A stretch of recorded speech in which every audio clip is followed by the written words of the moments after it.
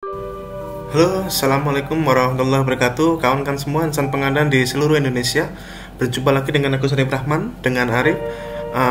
Pada video ini insya Allah cukup spesial. Saya persembahkan untuk kawan-kawan semuanya, sharing dari saya kumpulan template ya, file-file kerja Pokja pemilihan untuk tender pasca kualifikasi untuk jenis pengadaan untuk metode pemilihan pekerjaan konstruksi, jenis pengadaan pekerjaan konstruksi ya, tender pasca kualifikasi untuk jenis pengadaan pekerjaan konstruksi. Nah, setelah video sebelumnya kita sudah sharing mengenai tender pasca kualifikasi yang untuk barang dan jasa lainnya. Untuk video ini kita giliran yang untuk pekerjaan konstruksi, kumpulan file-filenya ya. Teman-teman semuanya, bagi yang belum mengenal sekilas, izinkan memperkenalkan diri. Saya adalah fungsional PBJ Madya, anggota tim perumus peraturan LKPP turunan 14/12 tahun 2021, Ketua Bidang Pengembangan Profesi dan Diklat di Ikatan Fungsional Pengadaan Indonesia, penulis buku pengadaan barang jasa, fasilitator PBJ Kehormatan, Provider Advisor LKPP, dan Pokja Tender Internasional. Ini adalah sekilas buku saya, Bapak Ibu, yang bisa Anda dapatkan, khususnya yang kumpulan template ini yang bisa Anda manfaatkan, baik yang Javung maupun yang bukan Javung, karena berisi kumpulan file-file kerja yang bisa dimanfaatkan. Berikut ini Bapak Ibu ya. Ini file-file kerja dari perencanaan ya, kemudian pemilihan penyedia, kemudian pengelolaan kontrak, kemudian swaklola. File-file kerjanya bisa dimanfaatkan, baik yang Javung maupun bukan yang Javung pengadaan. Dan inilah channel YouTube saya, Gus Syarif Rahman, yang bisa Anda follow, dan banyak sekali pustaka ilmu pengetahuan barang dan jasa di sini. Bapak Ibu, ini adalah channel blog saya, ariftukbisa.blogspot.com. Kemudian ini adalah sertifikasi kehormatan Bapak Ibu semuanya yang saya dapatkan beberapa bulan yang lalu. Nah, dalam rangka menjalankan amanah ini, izinkan saya berbagi Bapak Ibu mengenai praktik kerja Pokja pemilihan tender pasca kualifikasi untuk pekerjaan konstruksi. Nah, Bapak Ibu semuanya, oh iya, satu hal Bapak Ibu, saya juga memiliki channel di podcast ya. Silahkan ikuti podcast saya di Spotify ya. Anda bisa akses Spotify. Judulnya adalah ulasan peraturan pengadaan barang jasa. Nah, ini Bapak Ibu ya, warnanya merah seperti ini, ulasan peraturan pengadaan barang jasa yang bisa Anda ikuti di Spotify bagi Anda yang lebih senang mendengar daripada membaca atau melihat ya. Dengan podcast di Spotify ini Anda bisa belajar pengadaan barang jasa dimanapun ya, dimanapun tanpa perlu melihat. Anda cukup mendengar dengan menikmati background musik yang ada di dalamnya. Dia itu podcast saya. Silakan bisa dimanfaatkan. Sebenarnya banyak ilmu-ilmu yang juga dimanfaatkan. Bedanya kalau YouTube itu saya ada file-file template yang biasanya saya sharing Bapak Ibu, tapi kalau podcast ini lebih banyak ke ulasan peraturan pengadaan. Ya, karena hanya berisi suara ya Bapak Ibu ya. Jadi lebih banyak ke ulasan peraturan pengadaan. Oke. Nanti di teman-teman semuanya, di dalam deskripsi video itu ada link Google Drive. Link Google Drive yang bisa Anda download ya di deskripsi video. Seperti ini filenya. Teman-teman semuanya. Jadi nanti Anda akan dapat file yang ini ya. Nomor 2. Oke, yang ini.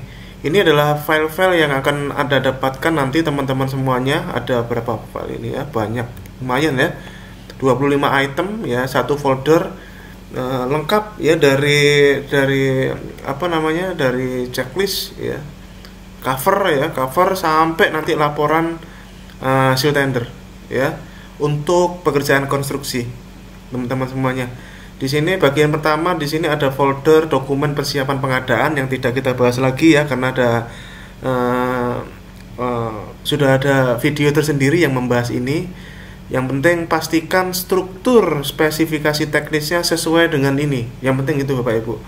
Struktur spesifikasi teknisnya sesuai dengan ini, yaitu uraian spesifikasi teknis, yaitu spesifikasi bahan bangunan konstruksi, spesifikasi peralatan konstruksi dan peralatan bangunan, spesifikasi proses atau kegiatan, spesifikasi metode pelaksanaan, spesifikasi jabatan kerja konstruksi, peta lokasi, layout, potongan memanjang, potongan melintang, detail-detail konstruksi, ini keterangan gambarnya. Dan bagian ketiga adalah RKK yang berisi uraian pekerjaan, identifikasi bahaya, dan tingkat risiko. Ya, silahkan melihat di video YouTube saya yang lain terkait dengan dokumen persiapan pengadaan ini. Pastikan produk dari konsultan perencana seperti ini yang nanti tinggal difinalisasi oleh PPK, ya, seperti itu. Itu hanya, selebihnya silahkan nanti Anda bisa pelajari ya. Itu dokumen persiapan pengadaan. Dan pastikan rancangan kontrak juga benar ya, rancangan kontrak formatnya juga jangan sampai salah teman-teman semuanya ya, rancangan kontrak. Oke, kemudian di sini ada beberapa file yang ingin saya tunjukkan. Saya tidak membahas secara detail Bapak Ibu ya. Ini file-file saya hanya tinggal menunjukkan saja. Ini file nomor 0 ini adalah lampiran laporan yang nanti checklist. Jadi ini adalah tindak lanjut dari konsep standar daftar isi yang saya perkenalkan di buku kerja, di buku ini Bapak Ibu ya.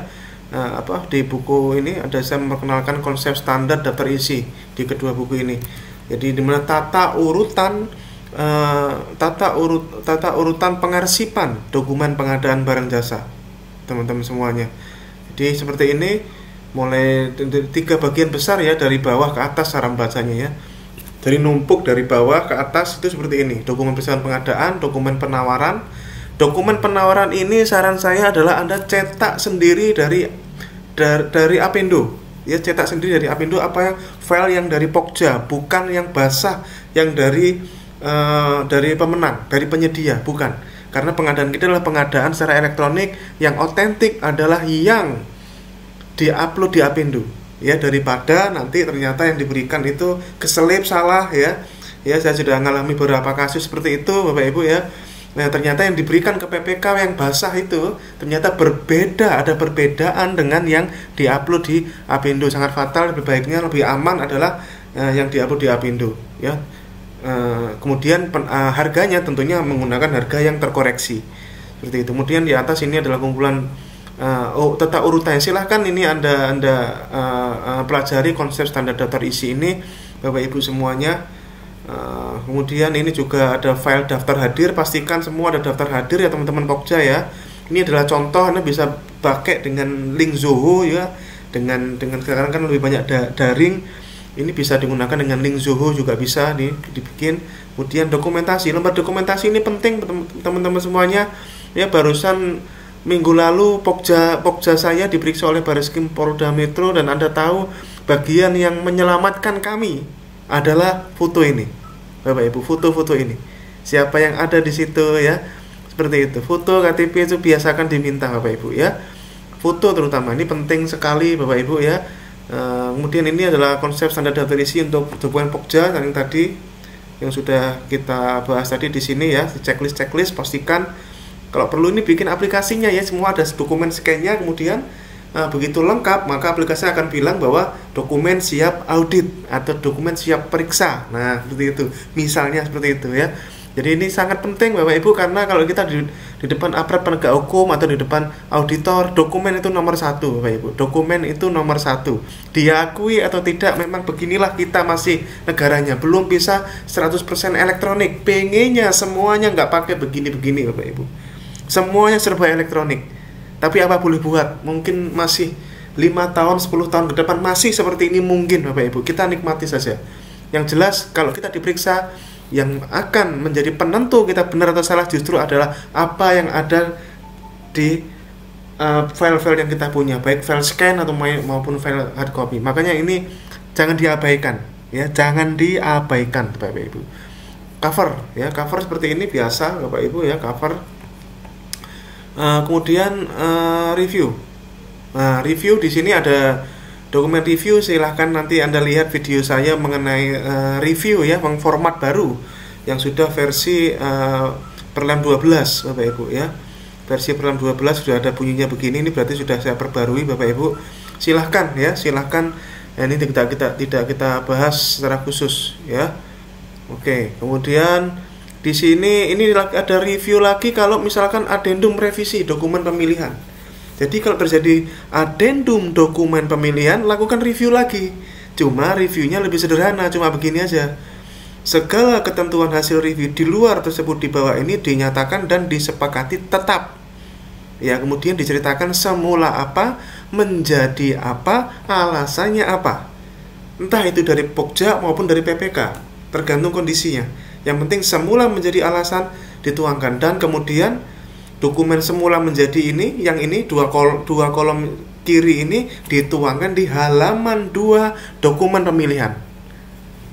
Ya, untuk membantu para peserta di mana bagian yang dirubahnya, seperti itu. Ini kan review kan dokumen yang tidak di-upload di SPSE. Jadi yang di dokumen pemilihan, dokumen adendumnya, adendum dokumen pemilihan, tuangkan ini Bapak Ibu. Ya, tuangkan ini.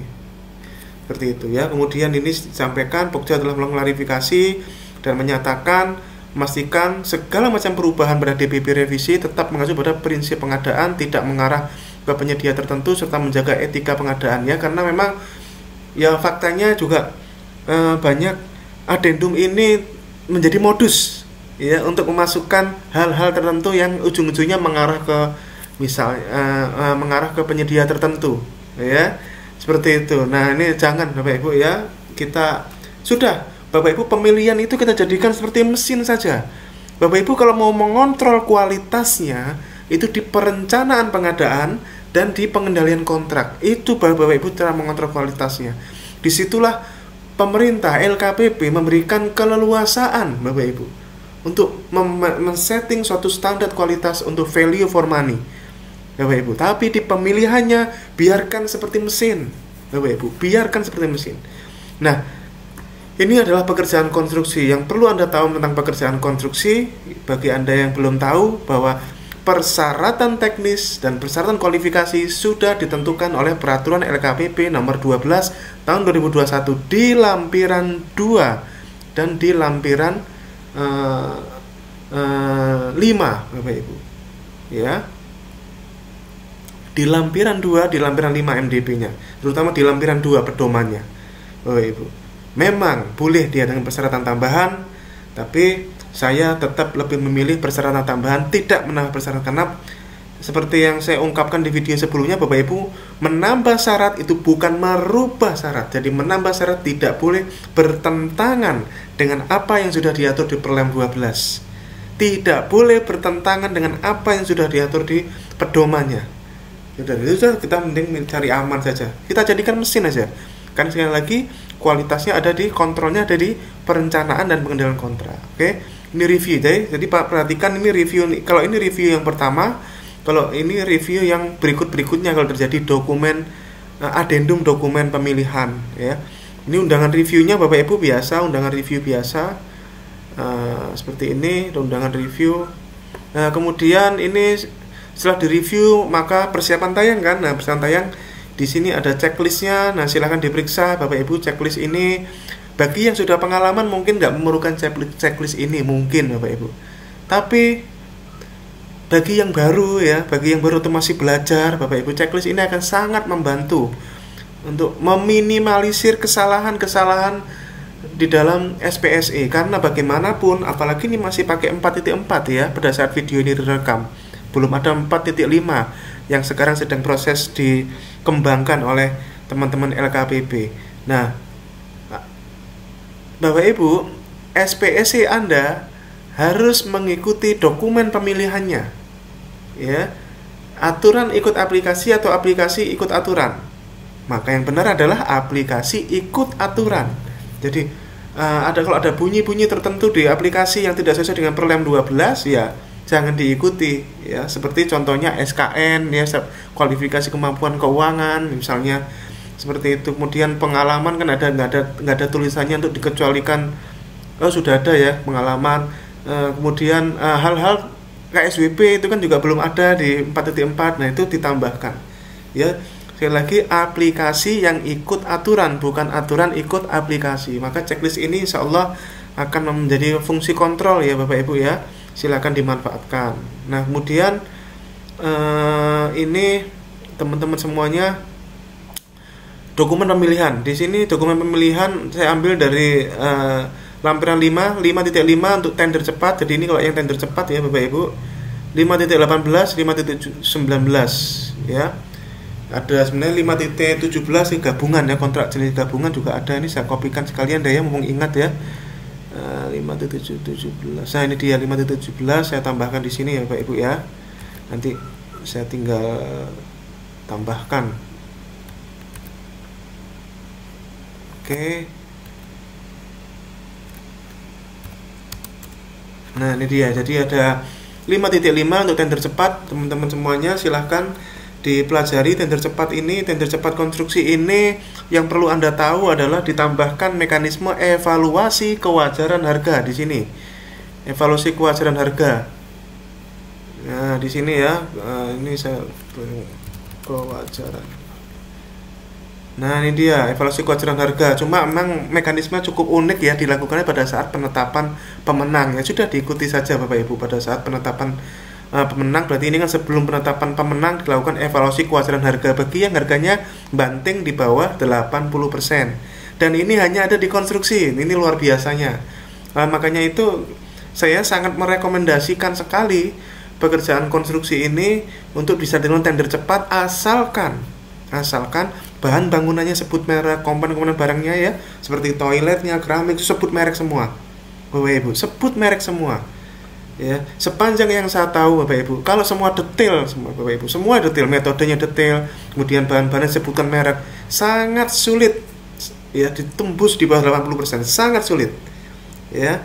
Alhamdulillah pengalaman saya selama ini ya, alhamdulillah beserta dengan teman-teman sharing-sharing ya.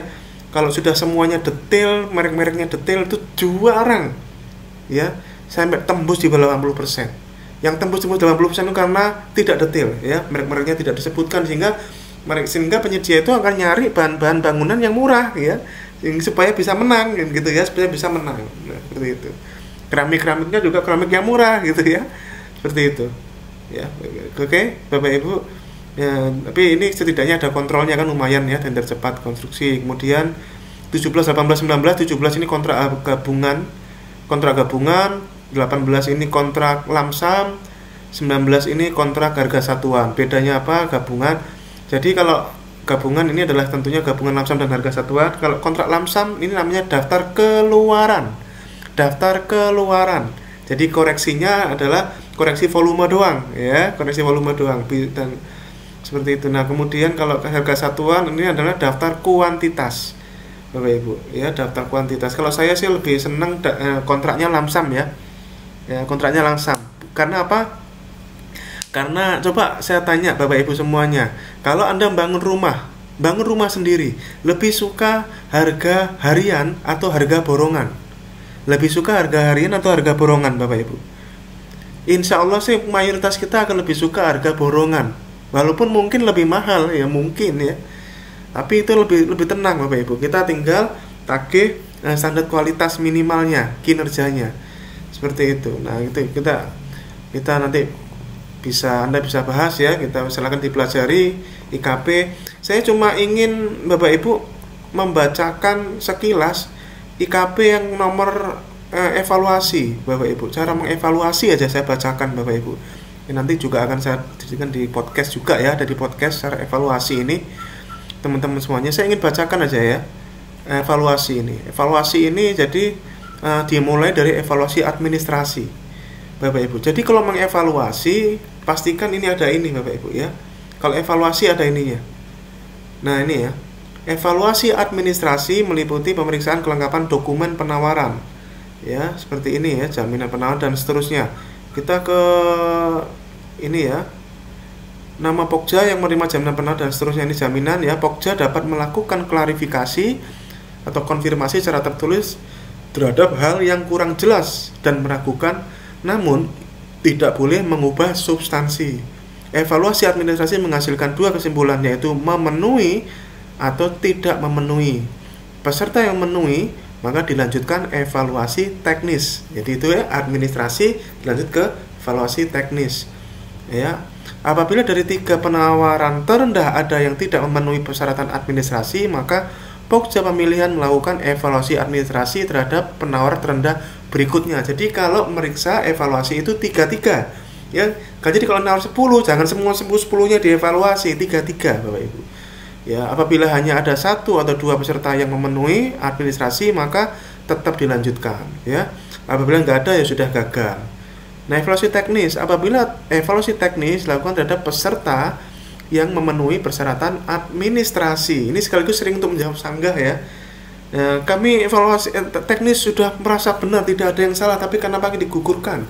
Ya, alasan Pokja adalah karena Anda sudah tidak lulus evaluasi administrasi, ada dokumen yang tidak lengkap, sehingga kami tidak perlu melakukan evaluasi teknis. Karena apa? Berdasarkan klausul 28.6 huruf A, evaluasi teknis dilakukan terhadap peserta yang memenuhi persyaratan administrasi.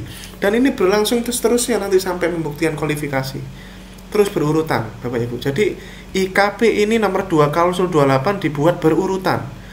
Ya, evaluasi teknis dilakukan dengan sistem gugur ya. Pokja menilai persyaratan teknis minimal yang harus dipenuhi dengan membandingkan pemenuhan persyaratan teknis dengan LDP.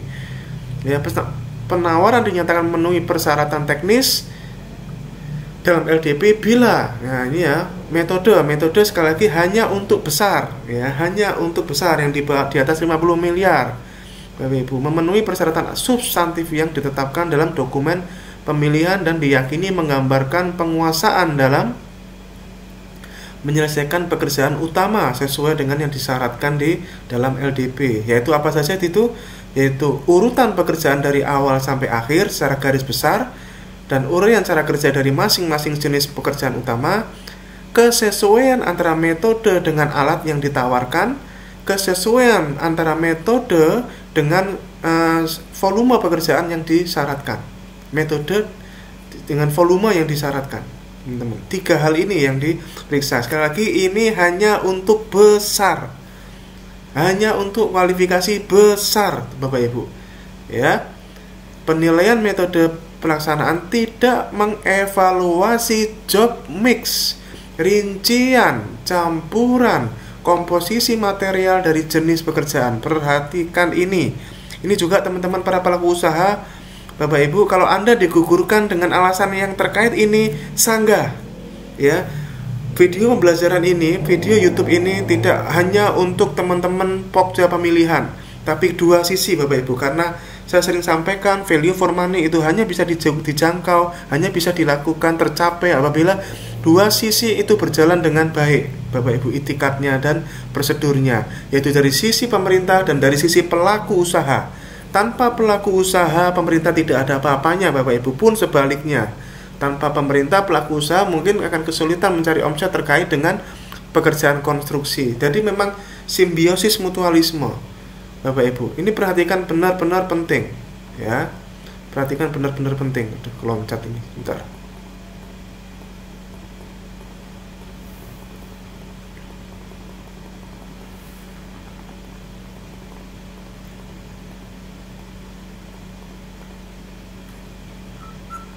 Oke, 28.6 tadi ya, job mix tadi ya. Perhatikan itu benar-benar penting. Ya, Bapak Ibu, evaluasi metode tadi. Jadi job mix, rincian, campuran, komposisi material dari jenis pekerjaan itu tidak dievaluasi. Yang dievaluasi 3 ini, kesesuaian yang urutan ya, urutan secara garis besar, kemudian kesesuaian metode ya, metode kerja dengan peralatan utama ya, peralatan utama, kemudian kesesuaian metode kerja dengan volume ya, seperti itu teman-teman semuanya ya. Oke, kemudian misalnya simpelnya, misalnya ya, pekerjaan pembongkaran, misalnya ini pekerjaan renovasi yang dari stadion gede gitu terus dibongkar gitu misalnya ya, pekerjaan pembongkaran misalkan. Ya, dia di situ dia menyampaikan pembongkaran menggunakan bulldozer, misalnya ya, menggunakan bulldozer. Pekerjaan metodenya menggunakan bulldozer, kemudian waktunya kurang lebih sekian hari, misalnya seperti itu. Di peralatan utama, Bapak Ibu, itu si bulldozer itu kagak ada, ya, di peralatan utama, teman-teman semuanya. Jadi nggak match ya, tidak match antara metode yang dia tawarkan dengan peralatannya, misalnya seperti itu ya. Itu sekali lagi adalah, dan tentunya kalau peralatan karena sudah dipersyaratkan ya, persyaratan, karena sudah dipersyaratkan, misalkan ada bulldozer di situ, ya mau tidak mau metodenya dengan pembongkarannya dengan bulldozer. Siapa tahu malah pembongkarannya dengan tenaga manusia. Ya meskipun tidak mungkin ya, mestinya kalau pekerjaan-pekerjaan yang di atas 50 miliar ya pembongkarannya menggunakan alat ya. Kalau dengan tenaga manusia ya kapan marine Pak ya. Hal-hal seperti itu yang melihat biasanya itu adalah salah copy paste Bapak Ibu ya. Ikut paket-paket kecil gitu ya, atau paket-paket yang biasa gitu ya, kecil, terus ya ikut paket yang besar gitu ya, ikut paket yang copy paste dari paket yang kecil sehingga kebawa gitu ya. Metode pembongkarannya itu dengan tenaga manusia misalnya, seperti itu, tidak menggunakan alat. Karena untuk paket-paket konstruksi kecil, metode pembongkaran kalau misalnya paket-paket renovasi belum tentu pakai alat ya, belum tentu pakai alat ya Bapak Ibu ya, bisa pakai tenaga manusia. Itu tergantung dari konsultan perencana. Sekali lagi, metode hanya untuk yang besar saja, metode hanya untuk yang besar saja Bapak Ibu ya. Nanti silahkan dipelajari lagi ya. Kemudian peralatan ini ketentuan seperti ini. Evaluasi terhadap peralatan bersumber dari milik sendiri, sewa beli. Untuk peralatan sewa ya, milik sendiri dilakukan terhadap bukti kepemilikan peralatan ya. Kemudian kalau sewa beli dilakukan terhadap bukti pembayaran sewa beli. Itu kalau nyewa, nah selain menyampaikan surat perjanjian sewa, harus ada bukti kepemilikan atau penguasaan terhadap peralatan dari pemberi sewa ya, seperti itu. Maka sedapat mungkin peralatan itu adalah alat-alat yang ada bukti kepemilikannya, kayak STNK kayak gitu Bapak Ibu.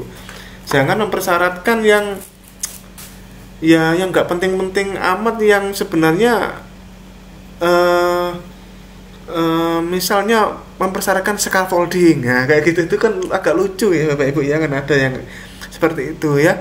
Tidak bukti kepemilikannya kayak gimana, kan asal dia beli aja sudah, invoice saja sudah selesai, nggak terlalu menantang lah ya. Pikirkan peralatan-peralatan yang ada buktinya aja lah, yang lebih bisa enak Bapak Ibu ya. Karena kalau yang nggak ada bukti kepemilikannya seperti kayak STNK begitu, ya cukup dengan invoice, terlalu mudah, tantangannya kurang. Dan tapi sekali lagi itu juga harus disesuaikan dengan metode pelaksanaan ditetapkan oleh konsultan perancang dan oleh PPK melalui konsultan perancang ya, seperti itu. Oke, kemudian evaluasinya caranya gimana nih? Dalam hal peserta menyampaikan bukti kepemilikan peralatan yang berupa milik sendiri atau sewa beli bukan atas nama peserta tender, bukti tersebut tidak bisa digugurkan. Bapak Ibu, jangan menggugurkan karena alasan ini ya. Jadi jangan menggugurkan karena ternyata pemiliknya bukan atas nama peserta tender, tidak bisa Anda gugurkan. Dalam hal peserta menyampaikan bukti kepemilikan peralatan yang berupa sewa bukan atas nama pemberi sewa pun juga tidak bisa digugurkan. Ya, jadi kalau bukti kepemilikannya itu bukan dari pemberi sewanya, Bapak Ibu, tidak bisa digugurkan. Ya. Bukti peralatan milik sendiri atau sewa beli atau sewa yang disampaikan oleh peserta tidak dilakukan klarifikasi secara fisik, tidak ada secara fisik. Jadi kalau alasan gugurnya karena klarifikasi fisik, Bapak Ibu, maka itu prosesnya sudah salah, Bapak Ibu ya, tidak sesuai dengan IKP klausul ini ya, 286 ini kan semuanya 286 Bapak Ibu ya, seperti itu. Nah, pencantuman merek, tipe, lokasi peralatan dalam daftar isian peralatan tidak menggugurkan. Merek, tipe, lokasi peralatan tidak menggugurkan. Jenis, kapasitas, jumlah yang disediakan untuk pelaksanaan pekerjaan sesuai dengan yang disyaratkan ya. Jangan sampai ini salah, misalkan molon misalkan butuh 2 unit, misalkan dia naruh 1 unit, ya jelas nggak sesuai ya. Ini dilihat benar jumlahnya ya. Jenis, kapasitas, jumlah, kapasitas pun juga gitu, misalkan dipasarkan sekian liter, ternyata yang ditawarkan sekian liter, nah maka itu tidak sesuai ya. Dalam hal jenis, kapasitas, komposisi, jumlah peralatan yang ditawarkan berbeda yang tercantum, maka Pokja akan membandingkan produktivitas alat tersebut berdasarkan metode pelaksanaan pekerjaan yang ditetapkan. Tapi ini hanya untuk yang besar ya, kalau seperti ini ya, metode pelaksanaan yang ditetapkan ya. Jadi kalau misalkan yang ditawarkan ini misalkan jenis, kapasitas, komposisinya itu berbeda, Bapak Ibu teman-teman, maka tidak bisa langsung digugurkan. Harus lihat dulu dengan metodenya, Bapak Ibu ya. Lihat dulu dengan metodenya. Oke. Jadi apabila perbedaan peralatan menyebabkan metode tidak dapat dilaksanakan atau produktivitas yang diinginkan tidak tercapai sesuai dengan target serta waktu yang dibutuhkan, maka dinyatakan tidak memenuhi persyaratan dan dapat digugurkan. Ya, apabila ada hal-hal yang meragukan dan kurang jelas, maka dapat dilakukan klarifikasi kepada pemilik peralatan atau pemilik peralatan sewa terhadap bukti yang disampaikan peserta. Nah, ini kalau ini bisa, sebenarnya bukan fisiknya, ya, seperti itu. Nah, klarifikasi hanya dilakukan terhadap bukti kepemilikan peralatan, bukan fisik, sampai dipertegas kembali ya, sampai dipertegas kembali seperti ini. Oke, jadi ini ada 6 hal penting yang perlu Anda perhatikan kalau evaluasi peralatan utama, karena sering menjadi sumber sanggahan dan sumber petaka bagi pokja pemilihan ya. 8A ini mohon diperhatikan benar-benar dalam mengevaluasi peralatan utama. Sekarang kalau mengevaluasi personel manajerial piye, Pak? Nah, manajerial ini dalam hal peserta menawarkan personel manajerial atau ahli K3 dengan pengalaman lebih dari yang disyaratkan, maka tidak digugurkan ya. Jadi kalau lebih nggak digugurkan, misalkan pesertanya ahli muda ya, misalkan tingkat risiko sedang kan ahli muda ya. Nah, kemudian dia menawarkan ahli madya ya bejo, Pak, ya lebih bagus ya, seperti itu. Dalam hal disyaratkan jabatan petugas K3 untuk pekerjaan risiko kecil, peserta dapat menawarkan personel dengan jabatan ahli K3 ya. Jadi kalau yang pesertanya petugas bisa, yang dibesarkan bisa ahli K3. Jadi lebih bagus malahan ya. Seperti itu. Kompetensi personel manajerial meliputi lama pengalaman pekerjaan ya. Jadi kompetensi termasuk lama pengalaman pekerjaan. Pengalaman kerja dihitung berdasarkan daftar riwayat pengalaman pekerjaan atau referensi dari pemberi kerja. Jadi kalau dia nggak ngasih CV tidak apa-apa, asal ada referensinya, referensi dari pemberi kerja. Jadi antara dua hal ini ya, atau ya jangan lagi dua-duanya ya. Sebenarnya saya pernah nemui digugurkan karena tidak menyampaikan referensi kerja, dia hanya menyampaikan daftarnya. Ini kan atau ya, atau salah satunya aja. Pengalaman yang disampaikan tanpa melampirkan daftar riwayat pengalaman kerja atau referensi kerja, maka tidak bisa dihitung pengalaman ya. Belum langsung digugurkan, tidak digugurkan ya, belum perkara gugur atau tidak gugur, tapi tidak dihitung pengalaman ya, tidak dihitung pengalaman. Nah, pengalaman kerja dihitung per tahun tanpa memperhatikan lamanya pelaksanaan konstruksi ya, dan itu dihitung berdasarkan tahun anggaran. Jadi kalau dia dapat proyek katakanlah ya 4 bulan, sudah setahun tuh pengalaman ya, enak kan ya. Jadi kalau pengalaman itu sudah setahun ya, seperti itu. Nah, pengalaman kerja yang dinilai adalah pengalaman kerja setelah personil lulus pendidikan minimal sesuai persyaratan yang untuk memperoleh SK atau SKT tersebut, sesuai dengan disyaratkan di LDP ya, seperti itu. Jadi kalau SKT ini kan yang diploma nih ya, yang di diploma, maka kalau dia yang disampaikan adalah SKT, maka pengalamannya dihitung setelah lulus diplomanya gitu. Kalau dia yang pengalamannya dia yang disampaikan adalah SKA, maka pengalaman dihitung setelah dia lulus S1-nya. Seperti itu ya. Lalu pendidikan minimalnya ini kan seperti itu ya. Jadi setelah lulus pendidikan minimal, karena banyak memang personel manajerial ya, personel K3 ini yang bahkan pada saat kuliah pun dapat proyek, itu ada Bapak Ibu ya, memang seperti itu ya. Tadi belum dihitung pengalaman ya, tapi dihitung bagi proses dia belajar ya, dianggapnya begitu. Penilaian pengalaman manajer pelaksana atau proyek dan manajer teknis serta pelaksana dilakukan terhadap pengalaman dalam melaksanakan pekerjaan konstruksinya. Jadi pengalaman sebagai manajer pelaksana proyek dan manajer teknis ini dihitung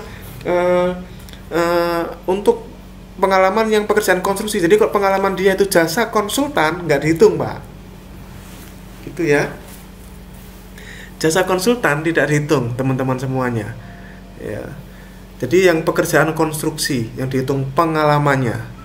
Kemudian penilaian pengalaman petugas K3 atau ahli K3 dilakukan terhadap pengalaman keterampilan atau keahlian K3 dalam melaksanakan pekerjaan konstruksi. Jadi kalau dia pengalaman K3-nya pada saat dia sebagai bagian dari jasa konsultan konstruksi tidak dihitung juga. Ya, jadi hanya dihitung yang pada saat dia mengikuti bagian dari pekerjaan konstruksi. Jadi jasa konsultan konstruksi nggak dihitung. Itu penilaian pengalaman manajer keuangan dilakukan terhadap pengalaman mengelola keuangannya saja. Perhitungan pengalaman personal manajerial dihitung berdasarkan daftar riwayat pekerjaan atau referensi kerja. Saya sekali lagi ini dipertegas kembali atau. Jadi inilah adalah 11 poin yang perlu Anda perhatikan dalam mengevaluasi personal manajerial. Nah, sekarang yang subkon seperti ini. Evaluasi terhadap subkon memeriksa kesesuaian pekerjaan yang di subkon baik yang utama maupun yang bukan pekerjaan utama. Peserta dinyatakan memenuhi unsur pekerjaan yang di subkon apabila daftar isian pekerjaan yang di subkon yang disampaikan sesuai dengan jumlah dan jenis pekerjaan yang disyaratkan dalam SSKK. Ya, jadi di SSKK pekerjaan di subkon sudah ada, daftar isiannya harus sesuai. Seperti itu. Nah, dalam hal tender pekerjaan konstruksi yang diperuntukkan bagi percepatan kesejahteraan di Papua dan Papua Barat dengan nilai pagu maksimal 25 miliar, Pokja memeriksa bukti identitas dari subkontraktor yang disampaikan dalam daftar isian pekerjaan yang disubkon. Ya, identitasnya diperiksa. Ya, untuk yang ini yang paling banyak 25 miliar ya.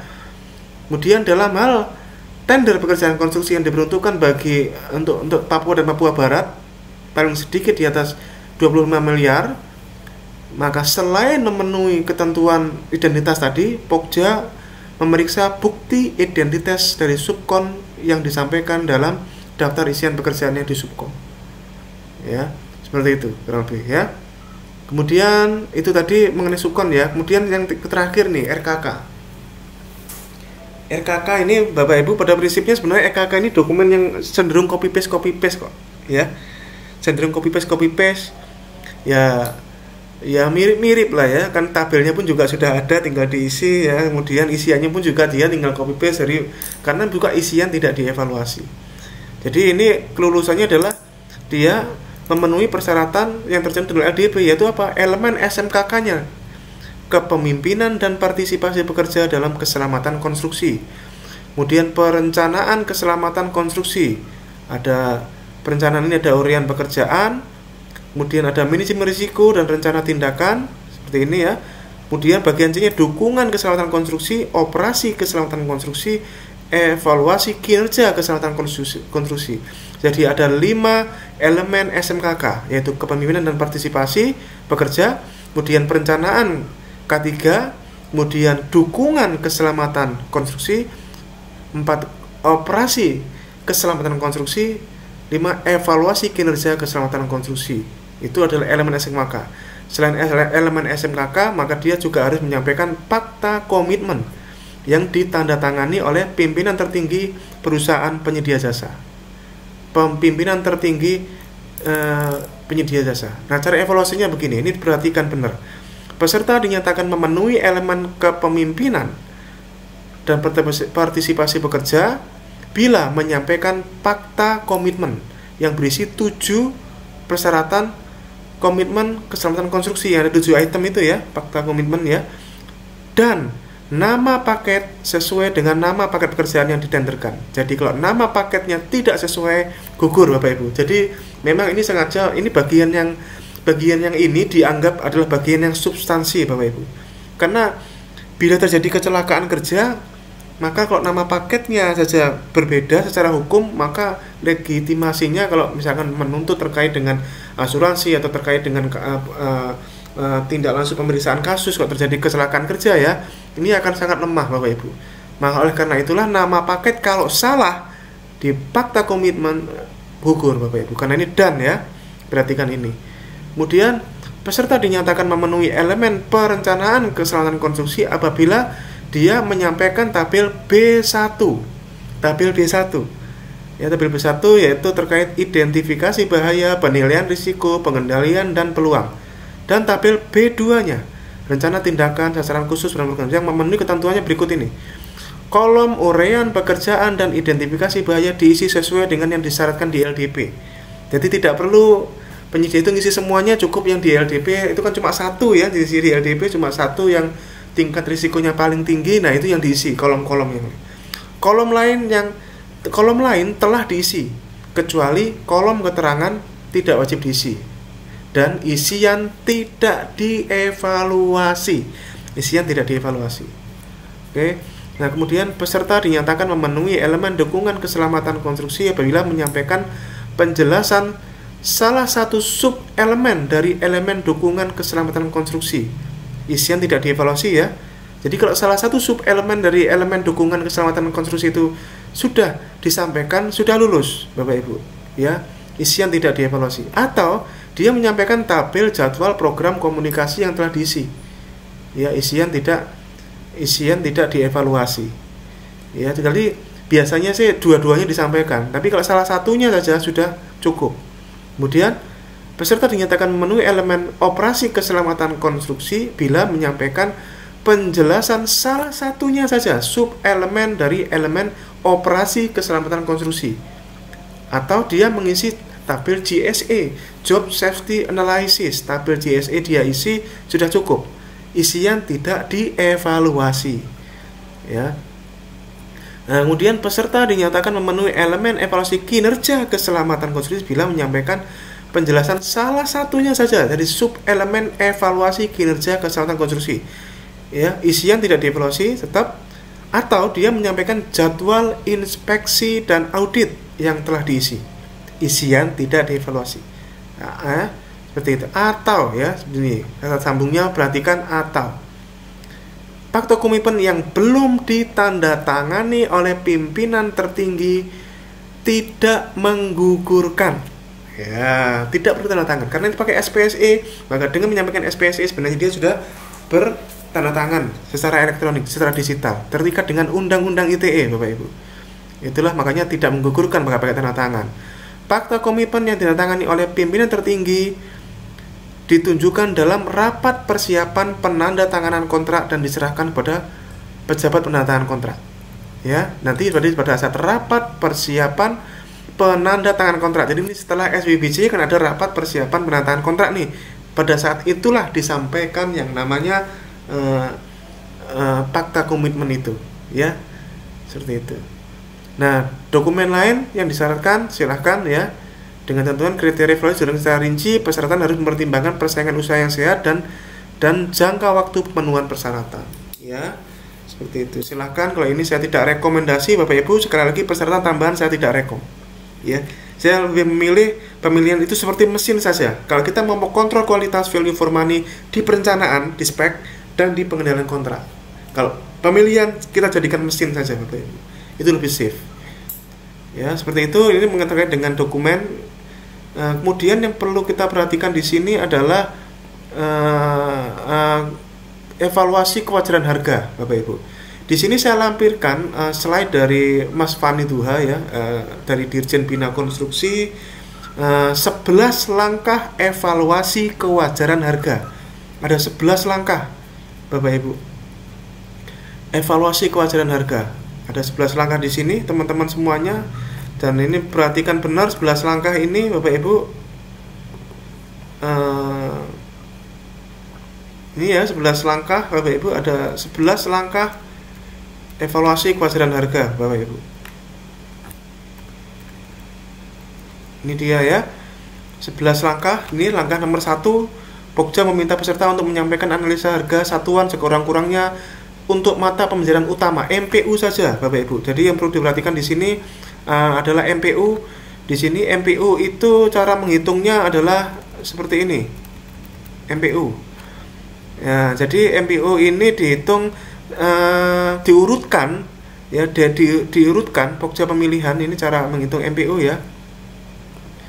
Pokja pemilihan melakukan evaluasi kewajaran harga terhadap MPU dari diurutkan ya, Bapak Ibu ya, MPU mana-mana yang di bawah 80%. Nah, yang dimaksud 80% di sini adalah dari nilainya, bukan prosentasenya. Jadi seperti ini contohnya, 67 miliar HPS-nya, maka penawaran yang di bawah 53 miliar 600 harus dilakukan evaluasi kewajaran harga. Jadi mengacu pada 80% HPS, nilai nominal 80%, bukan hasil persentase terhadap HPS, bukan, tapi nominal.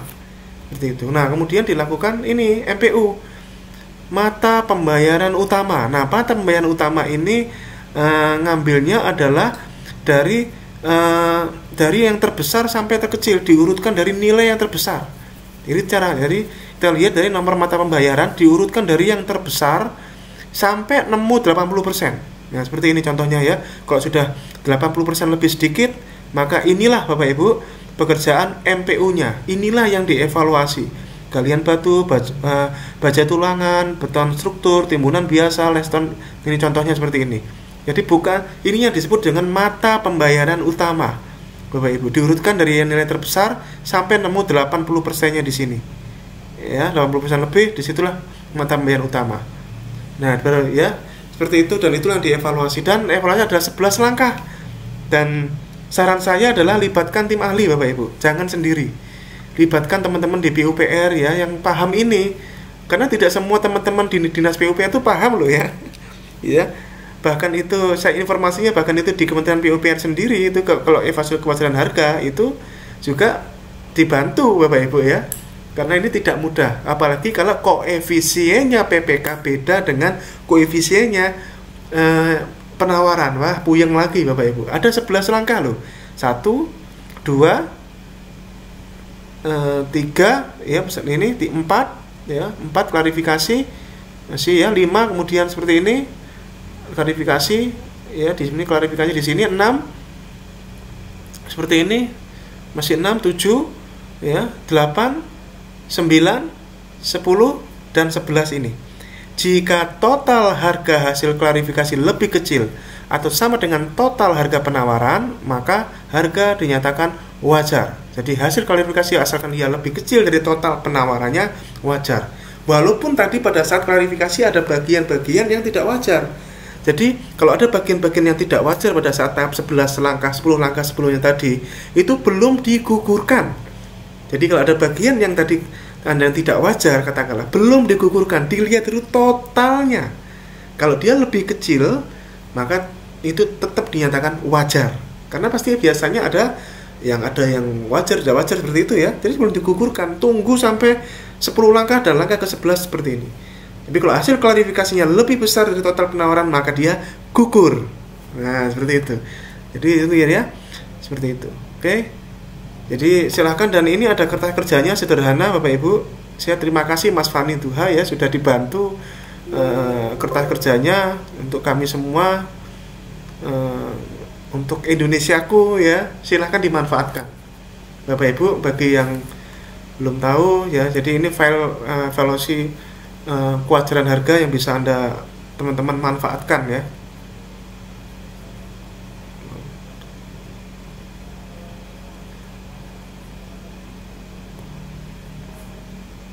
Oke, filenya agak sedikit masalah ya, tapi intinya filenya insya Allah normal ya, bisa digunakan. Nanti silahkan dibuka, nanti kita lihat ya. Jadi ini filenya seperti ini Bapak Ibu ya, ada rekap ya, kemudian ini penyedia 1, 2 dan seterusnya ya. Ini upah, bahan, peralatan seperti ini ya. Koefisien ya, cara memperoleh koefisien ada di situ ya. Ada di slide tadi ya, silakan dimanfaatkan Bapak Ibu. Dan nanti ada form rekapnya, ini sudah ada rumusnya ini ya Bapak Ibu. Insya Allah ini sangat membantu file ini Bapak Ibu ya. Evaluasi kewajaran harga ya, ini sudah kebuka ternyata ya. Filenya sudah kebuka. Nah, ini dia ya, rekap, dan ini sudah ada rumus-rumusnya ya teman-teman semuanya. Semoga ini bisa dimanfaatkan ya sebagai form evaluasi kewajaran. Jadi tidak sembarangan ya evaluasi kewajaran harga seperti itu ya. Kemudian kalau yang di bawah 80% ini ya, kemudian di sini kalau misalkan dia di bawah 80%, maka dia harus ada penyataan ya, jaminan pelaksanaan di sini ya, menyampaikan sanggup untuk melaksanakan pekerjaan dan menyerahkan jaminan pelaksanaan 5% dari HPS ya. Kalau ini menurut 80%, seperti itu. Sanggup menyelesaikan pekerjaan di atas tepat waktu selama sekian hari kalender, dan penyedia bertanggung jawab atas pelaksanaan kontrak, kualitas, ketepatan perhitungan jumlah dan volume, ketepatan waktu, ketepatan tempat. Ya, seperti itu. Dia tanggung jawab semuanya. Apabila melanggar, maka bersedia menerima sanksi sesuai ketentuan yang berlaku. Jadi surat pernyataan penting. Jadi kalau memang sudah dinyatakan wajar, Bapak Ibu, maka ya ini dia jaminan pelaksanaannya dia harus sanggup, ya. Seperti itu. Kemudian ini kertas kerja untuk pelaksanaan untuk pekerjaan konstruksi. Teman-teman semuanya ini urut ya Bapak Ibu ya. Urut dari cover ya, kemudian ini persekongkolan. Bapak Ibu, persekongkolan harus ada 2 ya, harus ada 2 baru persekongkolan. Tapi Bapak Ibu, saya sejujurnya cukup ya kalau sedapat mungkin ya, kalau enggak bener-bener kuat banget dapat 2 atau lebih, enggak usahlah kita repot-repot berurusan dengan persekongkolan Bapak Ibu ya, karena bagaimanapun yang kita hadapi adalah pelaku usaha yang mereka punya kekuatan yang mestinya lebih besar dari kita loh Bapak Ibu ya. Ya kalau tidak benar-benar kuat banget lah ya buktinya, sudahlah ya Bapak Ibu ya persekongkolan ini. Tapi tetap ini kalau memang kuat jangan ragu seperti itu ya, dan minimal 2 bukti dari 1, 2, 3, 4, 5 ini minimal 2 ya. Silahkan ini kertas kerjanya dituangkan di sini karena ini pasti menjadi bahan pemeriksaan Bapak Ibu. Kemudian evaluasi administrasi ya, seperti ini evaluasi administrasi, kertas kerjanya ya, surat penawaran, ini penawaran 1, 2, 3 seperti ini ya. Kemudian metode, kalau ini yang besar saja ya, KSO, apabila KSO jaminan penawaran jika yang di atas 10 miliar ya, dokumen penawaran ya. Ini upload daftar kuantitas seperti itu, ada tidak ada, memenuhi tidak memenuhi ya, seperti tadi ya gitu. Kemudian evaluasi kualifikasi. Nah ini sudah dibikin seperti ini Bapak Ibu. Insya Allah ini sudah sesuai dengan Perlem 12 lampiran 2 dan juga lampiran 5 Bapak Ibu. IUJK, SBU, TDUP, NIB, perpajakan, KSWB ya ini ya. Kemudian akta tempat usaha, daftar hitam, dan ini kemudian untuk perorangan. Nah ini untuk perorangan Bapak Ibu ya, seperti ini untuk kertas kerja yang perorangan ya. Dan jangan lupa Bapak Ibu, perorangan ini kalau memang ini di setting perorangan itu kertas kerjanya berbeda ya, ini ya Bapak Ibu, perorangan itu kertas kerjanya berbeda ini ya. Pekerjaan konstruksi perorangan kertas kerjanya berbeda Bapak Ibu. Jadi walaupun memang dokumen pemilihannya sih sama saja ya ini ya, dokumen pemilihannya sama ya, tapi kalau yang jasa konsultan konstruksi dibedakan. Kalau memang dia disetting untuk perorangan maka pakai yang jasa konsultan konstruksi yang perorangan, tapi pekerjaan konstruksi ini digabung menjadi satu yang tidak dibedakan ya Bapak Ibu ya. PK ini ya tidak tender ya, ini ya 17, 18, 19, 20, 21, 22 ini ya, seperti ini pekerjaan konstruksi. Jadi tidak dibedakan, jadi satu ya. Dan mau sekali lagi perhatikan kalau memang itu disetting perorangan, khususnya yang jasa konsultan konstruksi ya, jangan sampai salah mengambil dokpil. Pesan saya jangan sampai salah mengambil dokpil karena memang sendiri ya, berbeda Bapak Ibu ya. Kalau pekerjaan konstruksi ya, ini memang jadi satu, makanya kertas kerjanya jadi satu di sini ya. Jadi bisa juga perorangan. Jadi kalau perorangan ya seperti ini ya, perorangan lebih sederhana. Kemudian ini evaluasi teknis untuk badan usaha, pengalaman ya, seperti ini pengalaman paling kurang 1 pekerjaan. Kemudian ini yang dikecualikan ya, kemudian SKP di sini, kemudian ada KD di sini ya, KD kertas kerjanya di sini ya. Kemudian ini yang besar, ini SPU. Kemudian yang perorangan, ini kalau yang perorangan seperti ini ya, seperti itu ya. Jadi memang perorangan sudah dibuka Bapak Ibu ya, apa boleh buat ya, seperti itu ya. Memang memang kita evaluasi ya teman-teman semuanya sudah disiapkan. Kemudian evaluasi teknis nih. Tadi evaluasi kualifikasi, ini evaluasi teknis. Nah, evaluasi teknis metode, kemudian ini yang besar saja ya, dari kemudian daftar isian personel manajerial, daftar isian peralatan utama, kemudian daftar dokumen RKK ya. 4 ini yang bagian yang dievaluasi ya. Seperti ini ada tidak ada sesuaikan ya Bapak Ibu, silakan dimodifikasi. Yang jelas bentuk intinya adalah seperti ini ya. Kemudian evaluasi harga tadi dimasukkan di sini ya, yang terkoreksi masukkan di sini. Kalau lamsam itu hanya dikoreksi jumlahnya doang ya, terkoreksinya tetap bagaimanapun kalau lamsam. Nah ini persentase dan seterusnya seperti ini ya. Kemudian klarifikasi, silahkan klarifikasi yang di atas 110% pun juga silahkan timpang, yang timpang-timpang pun juga silahkan. Yang jelas di berita acarakan ya. Diberita acarakan yang timpang juga, termasuk kalau yang ada penarahan tanpa satuan juga diberita acarakan ya, seperti itu. Nah kemudian Bapak Ibu yang 80% pun juga diberita acarakan, lampiran berita acara klarifikasi penarahan harga yang di bawah 80%, mana-mana saja yang di bawah 80% Bapak Ibu itu yang di berita acarakan semuanya. Ini tabel-tabel ini silahkan dimodifikasi Bapak Ibu, mungkin tabel ini belum sempurna tapi silahkan ya, setidaknya tabel-tabel ini kan sudah ada ya, tinggal Anda manfaatkan. Oke. Kemudian evaluasi sudah ya, pembuktian biasa sama saja Bapak Ibu ya.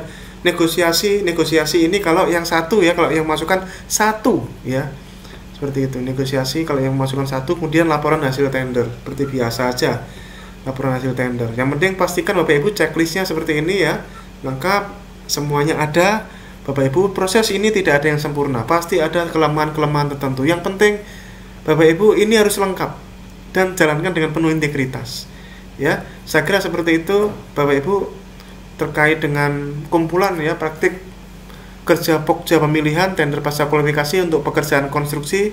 Mohon maaf apabila ada salah-salah kata ya, saya juga masih belajar, saya hanya berusaha untuk sharing pada Anda semua dan mempermudah bagi Anda yang belum punya filenya. Semoga ini bisa, file-file ini bisa bermanfaat buat Anda semuanya, khususnya ya yang kewajaran harga tadi yang di bawah 80% tadi.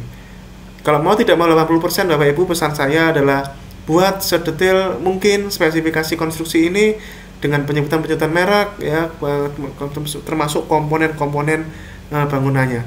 Sukses buat Anda semuanya Bapak Ibu. Pesan terakhir tentunya, jadilah pelaku pengadaan bukan pemain pengadaan, dan jangan korbankan orang-orang yang menunggu Anda di rumah.